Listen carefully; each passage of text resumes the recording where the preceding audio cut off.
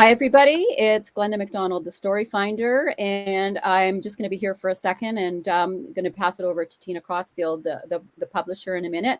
We're here for part of the OLA conference, and just want to remind anybody who's watching that if you have a question for Phyllis, please add it to the YouTube stream and put the word question in advance at the top, or like at the beginning of the message, or just a Q with a colon. And that's it. So over to you, Tina.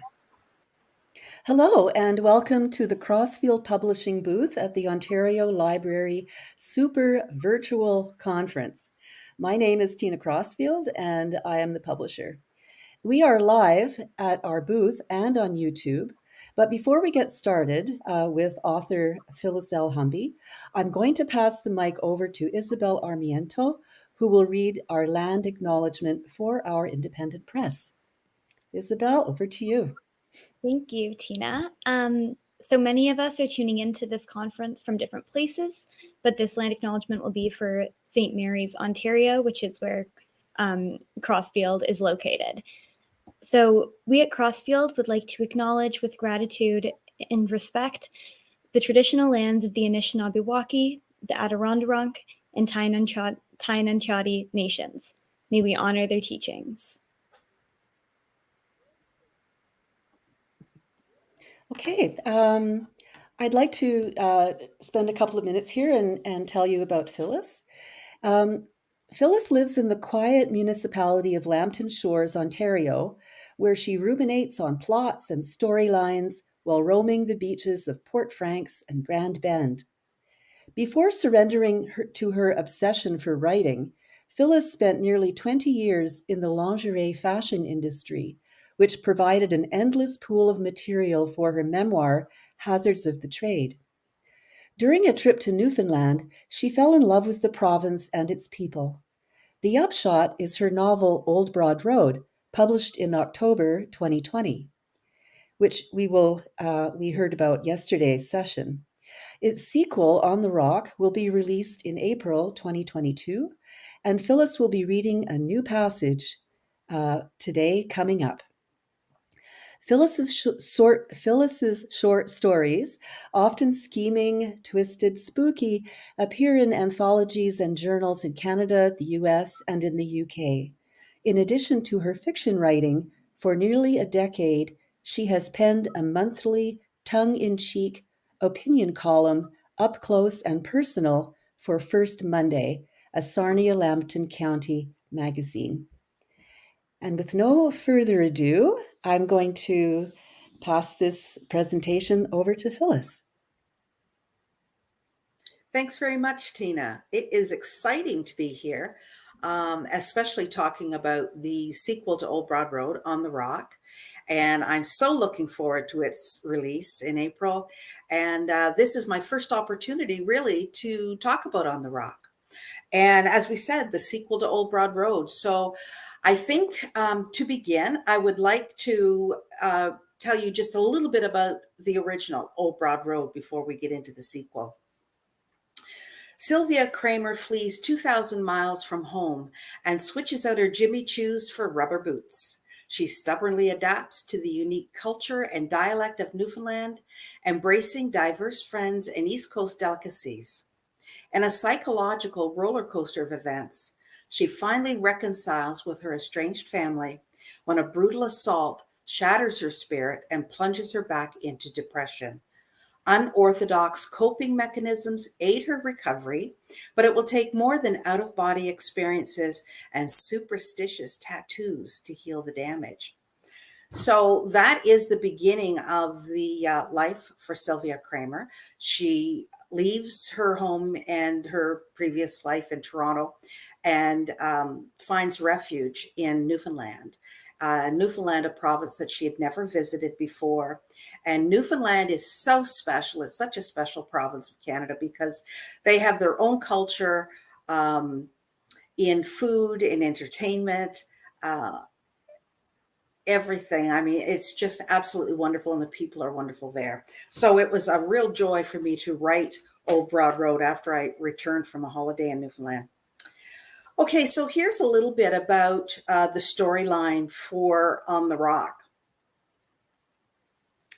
And On the Rock starts a couple of years. There's a couple of years in between the ending of Old Broad Road and the beginning of On the Rock. It's been 5 years since Sylvia Kramer abandoned the turmoil of her former life in Toronto and found refuge in Newfoundland. During her attempt to make a fresh start, Sylvia experienced a brutal home assault, suffered the loss of her newfound soulmate, and developed a disquieting suspicion about a friend's newborn baby. Now, having finally settled into a peaceful and accepting existence on Old Broad Road, her calm is shattered when she's informed of an ominous scheme instigated by her desperate ex-husband. Sylvia's life is further disrupted when her neighbor Jamie invites a disgraced lawyer from Boston to stay with him on the rock. Alrighty, and you'll remember Jamie if you've read on Old Broad Road. Jamie moved next door to Sylvia just as the book was ending. Okay, let's start with a little passage from near the beginning of On the Rock. My body slumped forward until the pillow I clutched was on my knees with my face pressed against it. The feel of Constable Butt's hand on my arm startled me. I stood and moved to the windows, turning away from him and everything he had to say. The weather had changed yet again, and flurries began to blanket the gray-brown dreariness. I must warn Christine and Sarah to be careful on the now snow-covered icy path, I thought, as my mind drifted from the insanity of what I'd just heard. Then the sound of Constable Butt's voice tugged me back. Here's my card. I know you'll have questions when you've had time to think this through. He nudged my arm, a bony wrist protruding from his sleeve. Here, take my number. Call me anytime. If there are further developments, I'll drop round. He hesitated in the open doorway. I'm sure it's good and done, Miss Kramer, but keep your doors locked and mind yourself. I'll be back. He flipped his hat over his dark, closely shorn hair, a shy smile evident in his stern nod. He looked towards the childish sing-song coming from the kitchen, and mistaking Christine for my daughter, said my family would take good care of me. My family. My head was spinning with questions and outrage. Hearing the front door close, Christine entered the sunroom, knelt beside my chair and pressed a mug of tea into my hands. Her large gray eyes registered stark disbelief. You heard? Enough, she whispered. Sarah skipped into the room with her crayons and paper and attempted to climb onto my knee before her mother scooped her into her arms. I can't talk about it, Christine. There's so much. You look terrible, maid. Go up to your room now and drink your tea. We'll be here. With effort, I took one leaden step at a time towards the spiral staircase leading to my loft bedroom. Why hadn't Dan or Darlene mentioned their father's difficulties to me? The glass doors of the upper balcony revealed the darkening sky over the ocean as I wandered to the ensuite bathtub, my comfort zone. Gazing at the stars shining over Conception Bay through the skylight had always calmed my most agitated state of mind. Without the will to pour a bath, I returned to the bedroom where I slouched in a chair and sipped my tea. As the outdoor temperatures dipped, the flames ignited in the gas fireplace and a reddish glow pooled across the cherry hardwood. My headache escalated to a migraine as I tried to fathom what drove Paul to such desperate measures against the mother of his children. Dregs of hot tea washed down my pain pill, and I stumbled to the bed to snuggle under a cashmere throw. A nursery rhyme wafted up the stairs, comforting me with Christine and Sarah's presence. The police officer wasn't totally wrong about Christine being family. Hired as my interior designer following the renovation, she soon became indispensable in all aspects of my life. We formed a close relationship during those months of fabric swatches, furniture hunting, and paint chips. Just as Kevin had become like a son to me, Christine was the sensitive, caring offspring that Darlene could never be. My eyes riveted to the phone on the night table and my mood switched to anger. How had I not been told that Paul's realty business had gone sideways? Only fear that they'd hear the accusation in my voice kept me from calling Darlene or her brother Dan. My growing kids invariably prodded the shrew in me, which made me feel ashamed.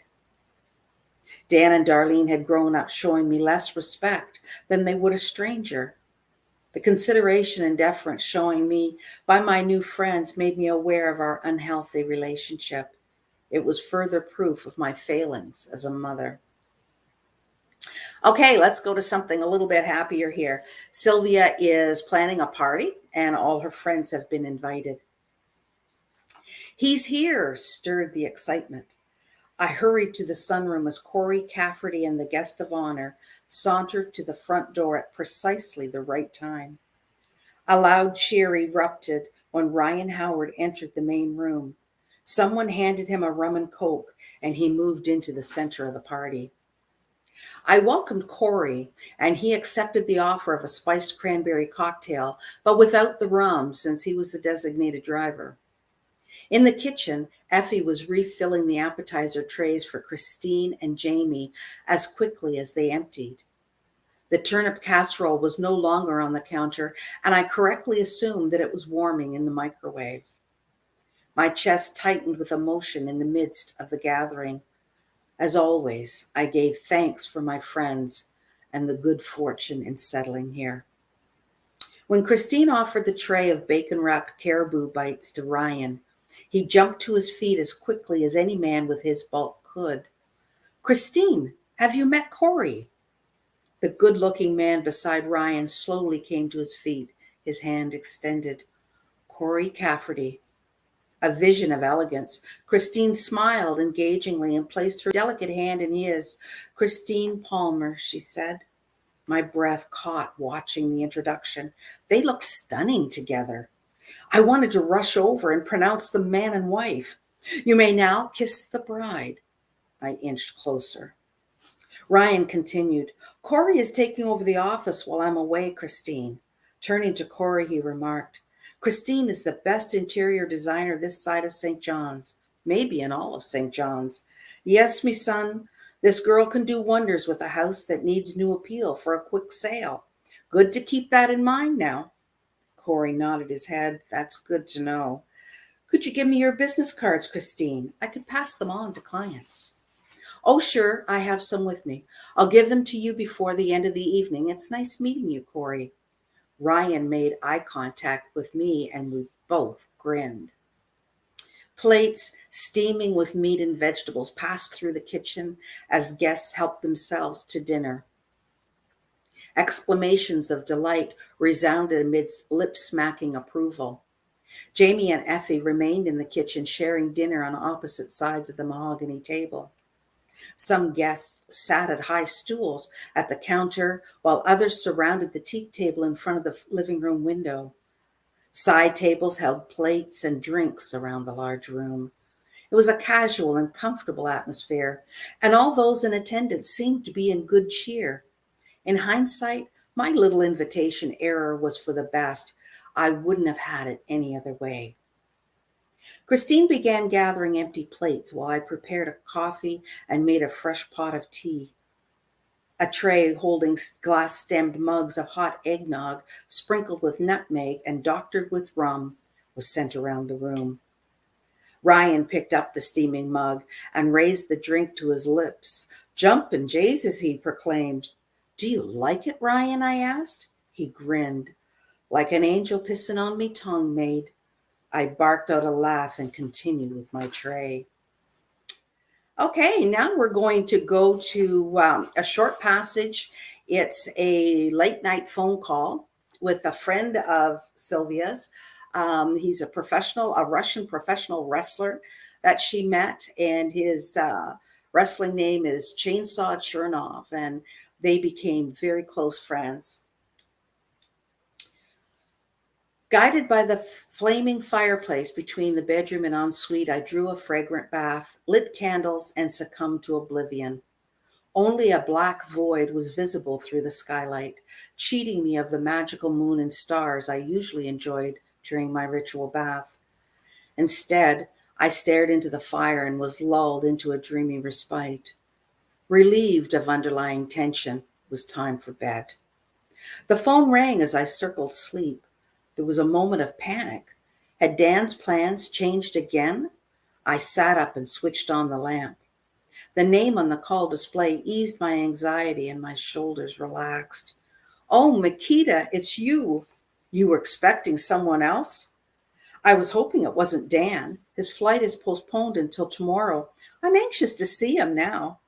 That's good, Sylvia. I called last night and worried when you didn't answer. Bringing Makita up to date on my wanderings reminded me of the wonderful time I'd shared with Farley and Jean in St. John's. Though they'd never met, Makita was familiar with all my good friends and most of my intimate thoughts. Our close bond began with our mutual understanding of the healing powers of tattoos. When Makita was on the wrestling circuit, he'd often call late at night. We'd share confidences and secrets that we were uncomfortable revealing to anyone else. We seldom met, but our friendship was genuine.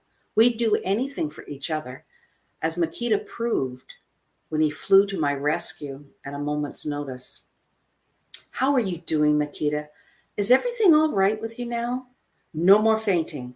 Everything is under control and I feel good. I feel better than good. I have news for you. The excitement in his voice brought a wide smile to my face, and I begged him to tell me. I've been dating a woman for a few weeks and it could turn into something. I think she feels the same way I do. Squealing with pleasure at his happiness, I wanted to know everything about her. Her name is Klara Zumula. She's from Poland and she has 2 little boys. At first they were very shy, but I sing them Russian songs from my youth and make them laugh. I have never spent time with young children, and they fascinate me. They are very smart, Sylvia. I understand why you are so taken with little Sarah. Makita, I'm happy for you. You deserve to have a family and settle down.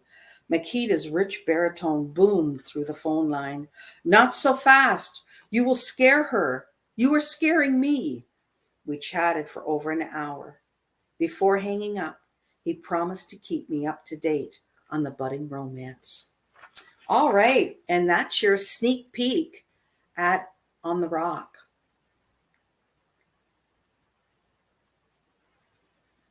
I hope you enjoyed it. Back to you, Tina. Oh, I think you're muted, Tina.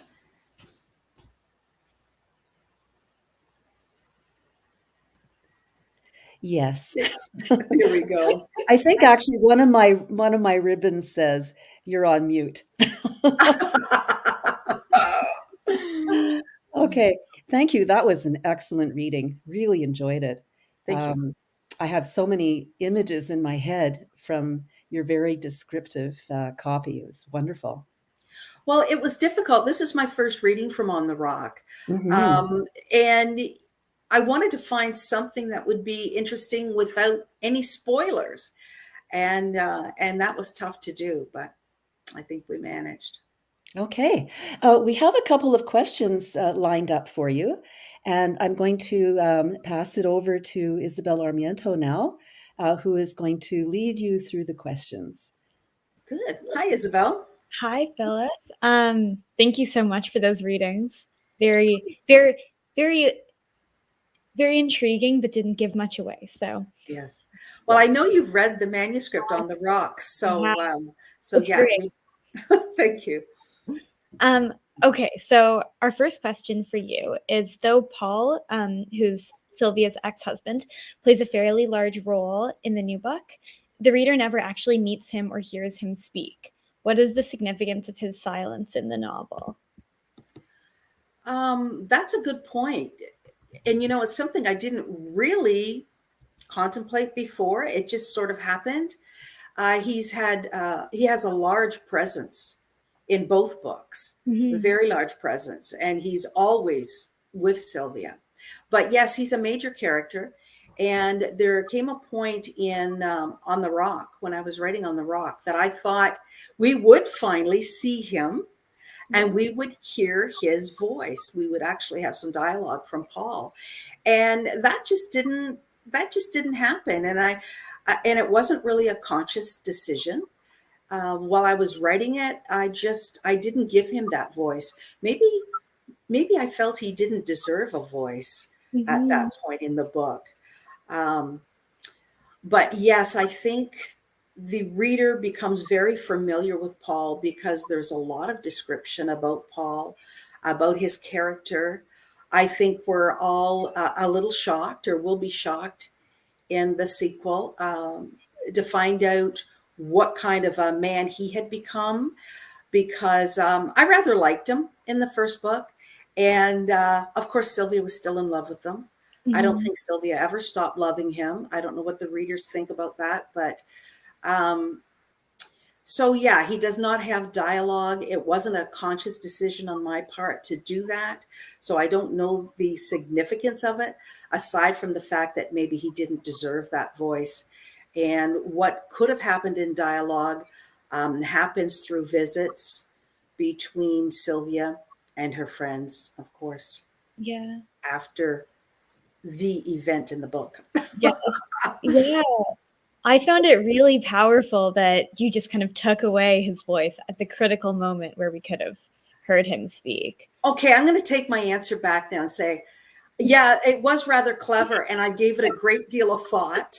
Of But course. unfortunately, I really didn't. So I'm happy that you felt it was so significant. But Mhm. and perhaps subconsciously, maybe that is what I was thinking when I was writing it, because in my mind, I was always a few pages ahead, when I was writing in my thinking. Uh-huh. And I actually pictured him in my mind, what he would look like, how I would describe him, the timbre of his voice, the look in his eyes. All of that came to me. So I think I was prepared to pass that along to the reader. But as I say, for some reason, when that moment came, I maybe I couldn't face it. I don't Mhm. know. I just kind of backed away, and I think it's. I think, and maybe you can tell me this. I don't know. I think the reader would find it just as interesting to get the information the way Sylvia delivered it Yeah. um, throughout the latter part of the book and throughout that book. Yeah, totally. Yeah. Yeah. But he changed his character. It's interesting to me to think about it now, but he changed his character as much as Sylvia changed hers. Like throughout the book, it's Sylvia's life in Toronto is often referred to as my previous life. And perhaps Paul Kramer, after Sylvia left, could very well have referred to everything that happens to me in the future. He would say, in my previous life, I did this. In my previous life, I did that. Maybe he's second guessing himself, but he really did want um, Sylvia out of his life. I don't think that's a real spoiler. It happens very early on in the early pages of Old Broad Road, but and he was very, very generous in giving her what he thought it would take. And maybe had some regrets later. Yes. That's all I can give away about Paul, I think. Yeah. Not to spoil too much. No, I don't want to spoil too much at all, but no, I think early on, anyone, and I'm just going to leave that for now the way it is. But yes. Okay. If I can interject here for a moment, we have about 5 minutes left, and we might have room for one more question, and then I think we'll have to say goodbye. Okay. I saw a question here about food. Yes. So the next question is, in the novel, meals are often described in great detail. What role does food play in the novel, and how is cooking meaningful for Sylvia's character?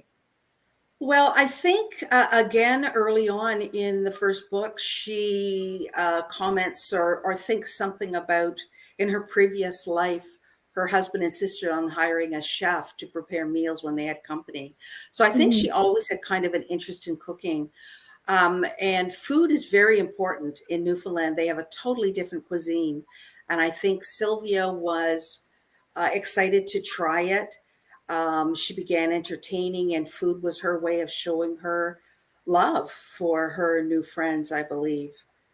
I don't see a hook yet, but we probably don't have time for another question, do we, Tina? Or No, I think unfortunately, I think we're going to have to say goodbye. okay, But I would like to thank you so much for being with us and doing your reading. And I'd also like to say thank you as well to Isabel Armiento. Um, Great job. And our producer, Glenda McDonald. and thank you all very much for this opportunity. And I'd also just like to do a little shout out to Leah in Tucson, Arizona, who's watching. That's one of our international viewers. Hi, Leah. So over to you, Tina, to close us off, and I'll just wave goodbye now. Okay, so thanks to all of our viewers. Really appreciated you taking the time to spend with us. And this has been recorded and will be available on the Crossfield Publishing YouTube channel, as well as on social media. So thank you again. Okay, And thank goodbye. you. Thank you.